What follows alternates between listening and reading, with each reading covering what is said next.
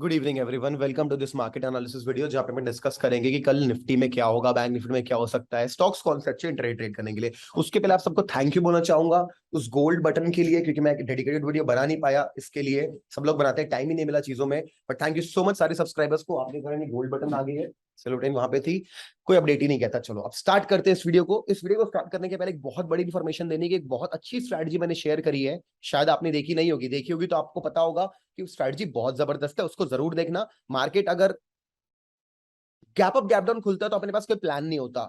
अगर साइडवेज खुलता है तो जो मैं देता हूं वो लेवल परफेक्ट काम करते। गड़बड़ कहां होती है? जब मार्केट बहुत बड़ा गैप अप गैप डाउन खुल जाए तो सब लोगों को तकलीफ हो रही थी, लॉसेस हो रहे थे।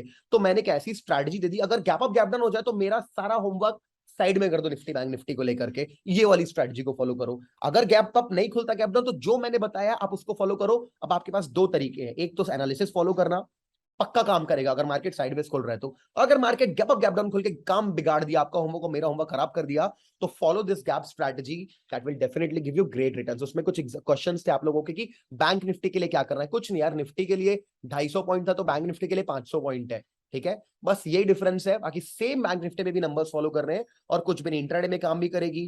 कुछ कहते हैं जरूर हमें ओटीएम लेने नहीं देते, अगर आप एमआईएस करोगे तो जरूर हमें भी ओटीएम लेने देते हैं। और एक स्पेशल मैसेज है कुछ लोगों के लिए जो सिर्फ कमेंट करने आ जाते हैं बकवास की, तुम तो बोले थे मार्केट ऊपर जाएगा, तुम तो बोले थे मार्केट नीचे जाएगा। वो लोग थंबनेल देख लेते हैं कि बेरिश ट्रेंड कंटिन्यूज और क्वेश्चन मार्क। कुछ लोगों को क्वेश्चन मार्क का मतलब नहीं पता, तो बता रहा हूं, जितने लोग बस थंबनेल देख के जज करके वीडियो कमेंट करने आते हो, भाई माफ करो, अपना काम करो। जो लोग जेन्युइनली वीडियो खोल के देखते कि मतलब क्या है, उनको मैं रिस्पेक्ट करता हूं, उनको रियल ट्रेडर मानता हूं। जो लोग बस थंबनेल देख के कमेंट करने आ जाते हैं, भाई ना आपकी डिसरिस्पेक्ट नहीं करना चाहता, आप अपना काम करो, हम अपना काम करें, हम जेन्युइन काम करें, जेन्युइन चीजें पोस्ट करें, बता रहे अपने साथ क्या हो रहा है, आगे क्या हो सकता है। बाकी जो साथ में, जो नहीं है वो नहीं है, कोई बात नहीं, हम अपना काम कंटिन्यू करेंगे। स्टार्ट करते, वीडियो में लिखा है इनसाइड कैंडल क्या होता है। इनसाइड कैंडल क्या होता है कि इस तरीके का अगर पैंडल बनता है, एक बड़ी ग्रीन बॉडी फिर एक रेड बॉडी। बैंक निफ्टी देखो क्या बन रहा है यहाँ पे, सेम दिख रहा है आपको, एक बड़ी ग्रीन बॉडी एक रेड बॉडी। तो ये इनसाइड कैंडल बना हुआ है। अब जब भी हाई या लो टूट के क्लोजिंग देता है, तो अगर अपन यहाँ पे आएंगे और बैंक निफ्टी को देखेंगे तो इसने हाई को बॉडी के हिसाब से तोड़ दिया है। यानी कि अगर कल फिर से ये बैंक निफ्टी इस लेवल को तोड़ के, इस विक को भी तोड़ के क्लोजिंग दे देता है, तो यहां पे अपन का जो व्यू है डेफिनेटली बुलिश बन जाएगा।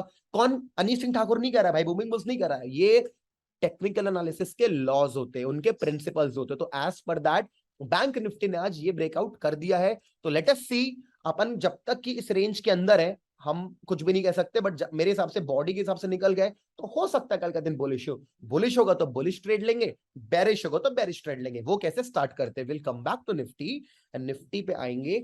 निफ्टी के चार्ट को देखेंगे, निफ्टी 17,129 120 के आसपास क्लोज हुआ है। अब अगर कल मार्केट थोड़ा गैप अप खुल के इसको तोड़ता है, जो 200 मूविंग एवरेज है, जो कल सुबह थोड़ा सा ऊपर नीचे होगा, तो लाइन नहीं बना रहा हूं, तोड़ेगा तो मार्केट एक रेजिस्टेंस को तोड़ेगा। देखो दिख रहा है आपको, रेजिस्टेंस लिया मार्केट ने, रेजिस्टेंस को तोड़ेगा तो हमको टारगेट क्लियरली मिलता है 17,262 का। ये बस्ट टारगेट बनता है 1, और टारगेट नंबर 2 बनेगा 17,323। तो these are the two targets for you अगर मार्केट अपसाइड मोमेंटम देता है तो। अगर मार्केट से रिजेक्शन लेता है, रेजिस्टेंस लेता है और नीचे गिरता है तो कुछ मत करना, ये इनडिसिसिव जोन है। जब तक कि मार्केट इस सपोर्ट को 17,039 को नहीं तोड़ता, हाँ जैसे यहाँ पे रिजेक्शन इवनिंग स्टार बनता है तो शॉर्ट करके ये टारगेट ले सकते हैं, और जेन्युइनली अगर यहीं खुल के इसको तोड़ता तो इसको शॉर्ट करके 16,963 का टारगेट ले सकते हो। तो दिस इज फॉर निफ्टी।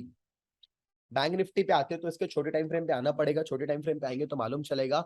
यहां भी मार्केट ने एक लेवल को देखो डबल टॉप बना के तोड़ा है।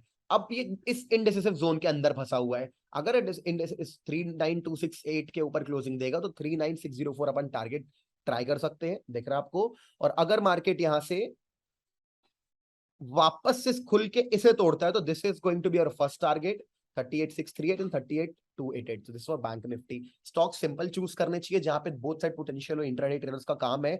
तो हमने ऐसा ट्रेड चूज करा है कि एक ऐसा ट्रेड है जो ब्रेकआउट करके आज छोटे से जोन को फर्स्ट हाफ में बनाया, 11 11:30 12 बजे तोड़ा, रीटेस्ट करके वहीं बैठा हुआ है। ये इंडिसेस जोन है। अगर इसके ऊपर ट्रेड करेगा यानी 200 मूविंग एवरेज के ऊपर 2610 के ऊपर, तो 2642 का टारगेट मस्त मिलेगा अपन को। अगर इसको तोड़ेगा 2580 को तो पहला टारगेट 2557 एंड सेकंड टारगेट 2542।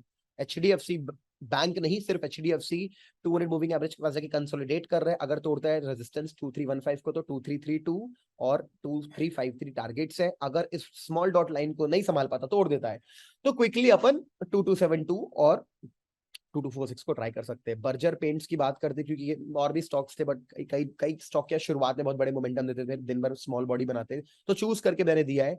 यहाँ भी मार्केट एक V shape recovery as an inverted head and shoulder का वी बनाया हुआ है। अगर मोमेंटम के साथ 626 तोड़ेगा तो 634.55 का टारगेट है। नहीं कंटिन्यू कर पाता, मोमेंटम 620 को तोड़ेगा तो 611 का टारगेट अपने को 1.5% का मिलेगा। So these are the 3 intraday trades. Swing इसलिए नहीं दे रहा हूं क्योंकि रुक जाओ, अगर मार्केट कल कंफर्मेशन दे देता है तो अपन लॉन्ग जाएंगे, नहीं तो शॉर्ट जाएंगे। तो क्या मार्केट में अनसर्टेनिटी है, और मार्केट में अनसर्टेनिटी बहुत है, मैक्रोस को लेकर के, न्यूज इवेंट्स को लेकर के। तो we will only be trading intraday. Swing trader hold on, जब अपन को मिलेगा कंफर्मेशन तब अपन ट्रेड करेंगे। तो guys I hope you enjoyed this video. मेरे मैसेज में मिल गया वीडियो की शुरुआत में। आज मेरे साथ क्या हुआ, टुक आर रॉन्ग, हमने शॉर्ट ट्रेड लिया मेरे स्ट्रैटेजी के हिसाब से, स्टॉप लॉस हिट हुआ, ये लॉस हुआ मेरे को 50,000, यानी कि 5% का अकाउंट मेरा डाउन हुआ।